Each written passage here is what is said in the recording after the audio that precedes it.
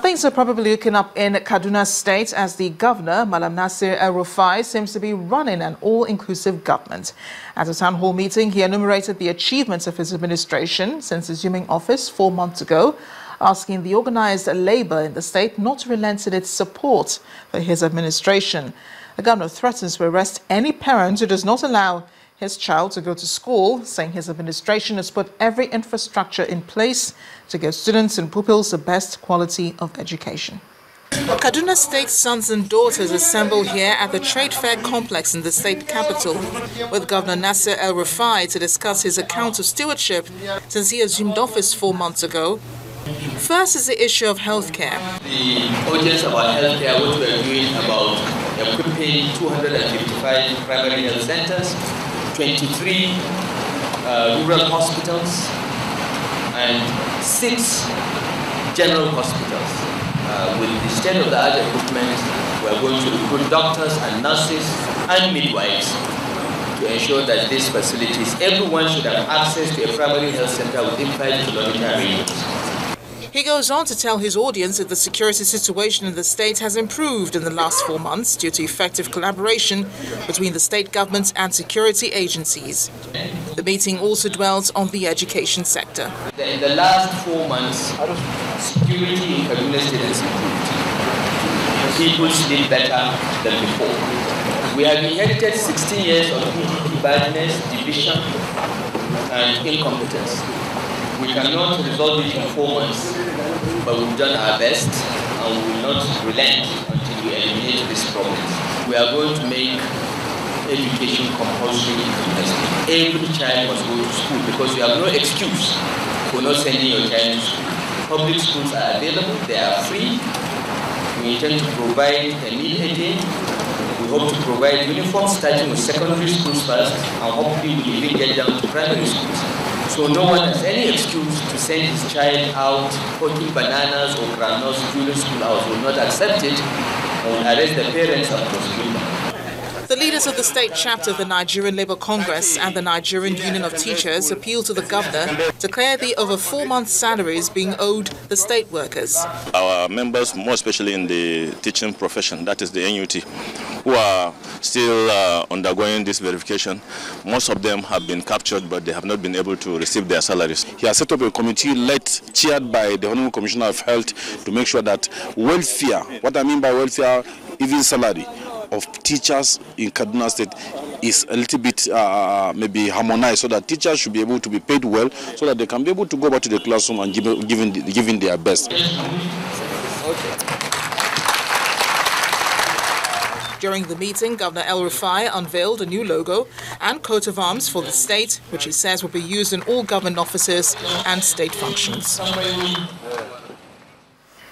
Farmlands and rural settlements have been submerged by a rampaging flood in the riverine area of Uguta local government area of Imo State. Residents are appealing to the federal government to come to their rescue and alleviate their present suffering. Our community report tonight looks at the plight of the people and the effects of the flood on the communities.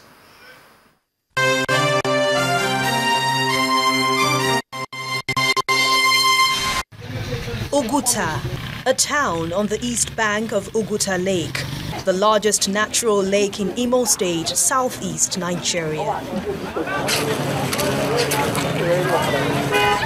The area was one of the first to be used as a base by the British to advance into the Igbo hinterland.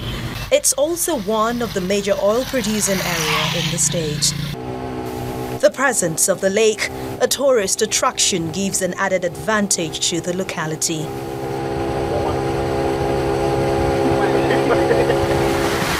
Because of the topography, each rainy season brings some kind of flooding to the area, but this year's is extraordinary.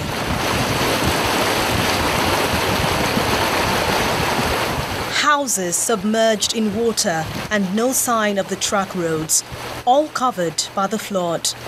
Vehicles have no option but to wade through it.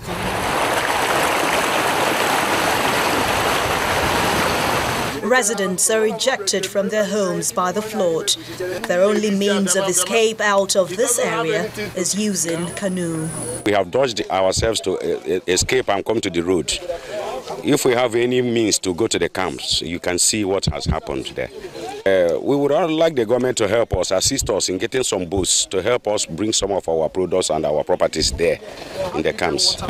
Farmlands are also affected by the rampaging flood. The whole farms are submerged by water. The whole, both cassava farms, farm yams, even human beings. Many people are stranded right now as I'm talking to you now. The whole place, many of the camps are surrounded by water. The only way out is this local canoe now. And this is the only way the government help us. Like we have no water to drink now. No water to drink except this type of water, which is somehow polluted. A lawmaker from the community is also worried about the situation and wants quick intervention. This road you see now leads to Anambra State, but as you can see, it's been overtaken by the flood. It's just like this one you're seeing this way. So the people who live there for now, from the record I have now, is that over 6 people are unaccounted for. We don't know if they have drawn. We don't know if they are missing. We don't know what is. We don't know their whereabouts. So we are urging the federal government to come to the aid of the people of Oguta in Imo State.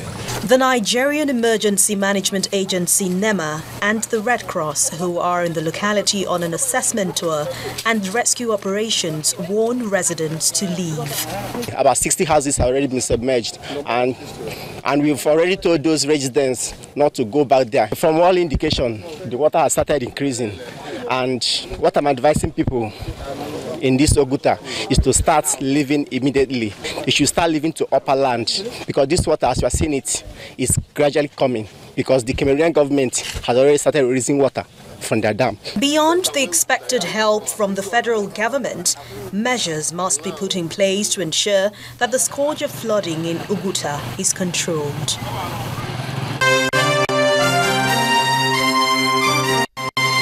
Floods are also being experienced in Delta State, where the government and Red Cross have been battling to curb various epidemic following floods that have rendered many homes and farmlands destroyed. However, any progress made has been impeded by the reluctance of some residents to relocate to the temporary relief camp as they want to salvage the little left of their livelihood. As Next Report examines the problem with hope and the hope that this time round a lasting solution will be found. Where do you go when there's nowhere to go?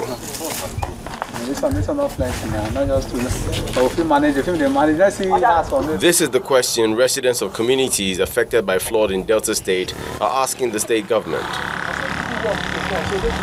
Although there's a temporary relief camp set up to accommodate those rendered homeless by nature, leaving their livelihood behind is not easy. There is no work for us to do that because of our farm and our cassava. They are here, so we cannot leave them like that. This is the only work we have to do here, so that's why we are staying behind. So that year 2012. It was like this in 2012. Those affected were told to write down their names, and since then nothing has been done. So my family is also affected by this year's flood. For 3 weeks, they have not been to school. They are managing in one of the shacks. It's a situation the state sees as a headache. Bringing them out has been a huge challenge. We were not able to, because some of them just felt, oh, they want to come and start using us to make money. The last time, 2012, they didn't give us what they gave to us, no money. They returned home empty-handed and all that. So they were resistant. They refused to come. So even when you go there, you see them hanging on top of trees, some with different places. They will just hang. The children, they took them somewhere to hang them. The ones that are in the water, their legs are rotting. Still, they refuse to come out. That, and also the fear for their health. They've been infected so much with this fungal infection because of the terrain.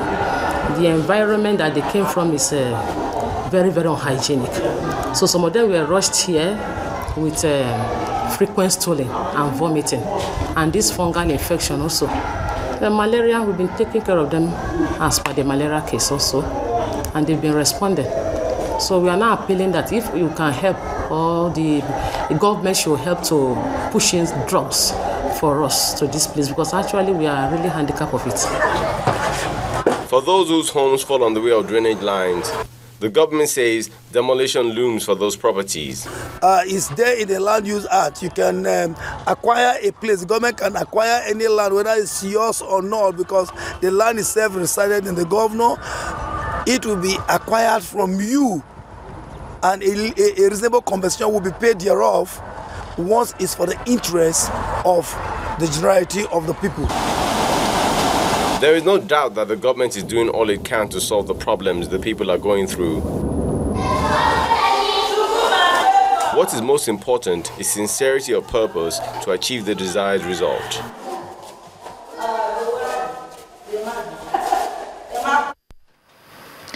Sterling Bank PLC has established a world-class e-library for students of Ikere College in Ekiti State as this part of efforts to improve on the standard of education in the state.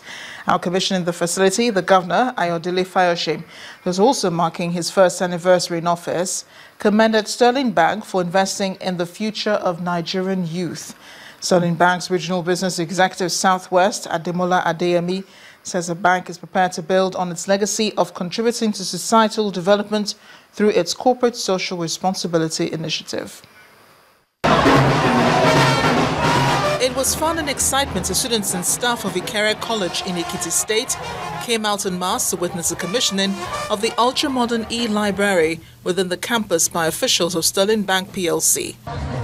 Staff of the bank, dignitaries and guests at the event were thrilled by entertainers as they waited for the arrival of His Excellency, the Executive Governor of Ekiti State, Ayo Fayose. When he did arrive, the governor was greeted with cheers from the crowd as he headed to the high table where he was welcomed by representatives of Sterling Bank. Without further delay, the governor gave a brief speech as he officially commissioned the facility. We commissioned this e-library donated to Ekiti College of Education in particular for the use of our students and to enhance them to the glory of God the Father, the Son, and the Holy Spirit.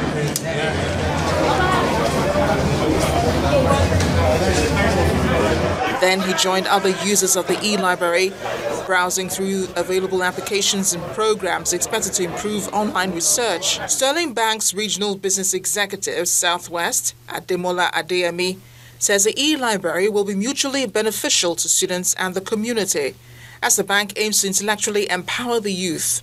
Anybody that walks in here to use these systems, knowing that they were donated by Sterling Bank, we know that Sterling Bank is a bank that supports education. And from there, we hope to be able to bank them as they go on. Even when they leave this school, they will always remember Sterling Bank. Students and management of the institution expressed delight at the commissioning of the e-library and pledged to maintain the facility. For NUC accreditation, for NCC accreditation, that's a standard digital e-library. I'm fully excited on what I can say there. The program is well okay and well organized, and the students are really enjoying it.